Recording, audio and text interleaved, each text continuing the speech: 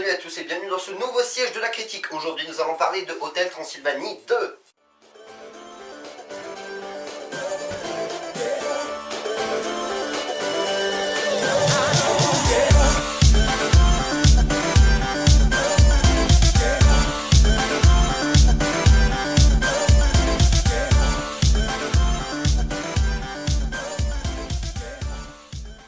Alors vous le savez, comme pour les profs 2, je n'ai pas parlé du premier film, mais bon, on va faire un rapide aparté dessus. Hôtel Transylvanie 1 donc, il s'agit simplement d'un vampire nommé Dracula, nous le connaissons tous, et de sa fille nommée Maevy, nous la connaissons moins, qui habite dans un hôtel nommé l'Hôtel Transylvanie, qui accueille tous les monstres du monde entier. Le souci c'est que la jeune fille, comme beaucoup de films d'animation, veut partir à l'aventure au-delà de cet hôtel qu'elle a vu toute sa vie. Le problème c'est que le comte Dracula ne veut pas la voir partir, car il a vu il y a longtemps sa femme se faire tuer par la colère des humains, et il pense que sa fille serait également en danger si jamais elle quittait l'hôtel. Pas de spoil pour le premier film, car vous devez vous en douter, c'était un excellent film. Il était dynamique, il était délirant, c'était un très bon moment à passer. Le film avait été réalisé par Genndy Bon, on va dire Genndy Tartakovsky.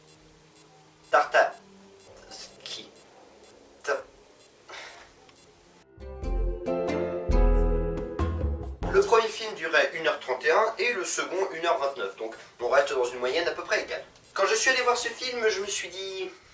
Bon, on dirait que plus le temps passe et plus on fait des mauvaises suites, donc j'ai de quoi m'inquiéter. Et non, il semblerait que le film soit parfaitement conforme aux règles de l'ancien film. Le film est toujours aussi déjanté, le délire est là, il est présent, les acteurs sont toujours aussi en forme, c'est parfait.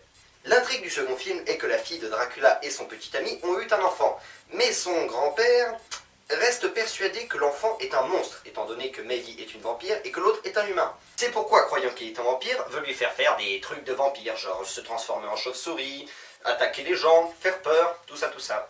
Et pas de spoil, je vous laisserai découvrir ça par vous-même si vous voulez regarder le film.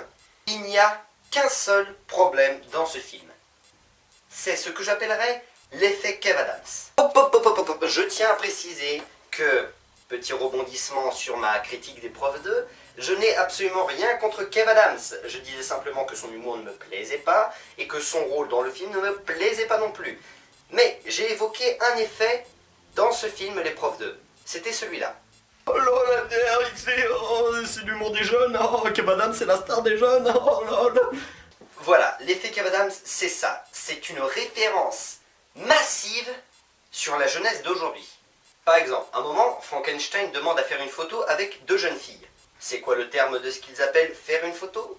Un selfie, évidemment.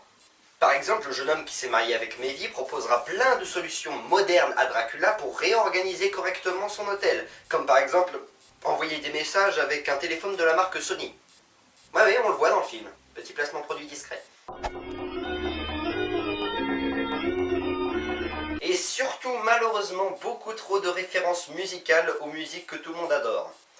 Genre par exemple celui-là.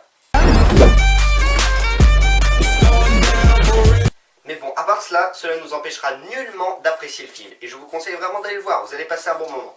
Car il ne faut pas oublier que c'est un film familial. C'est donc un film qu'on peut mettre devant des enfants de 3 ans, comme devant des adolescents de 18 ans. À vous de voir.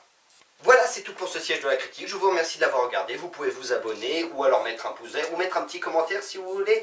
Et vous, comme vous le voyez, je suis de retour avec un nouveau générique que j'apprécie tout particulièrement. Et je vous dis à la prochaine fois pour un prochain film. Allez, salut!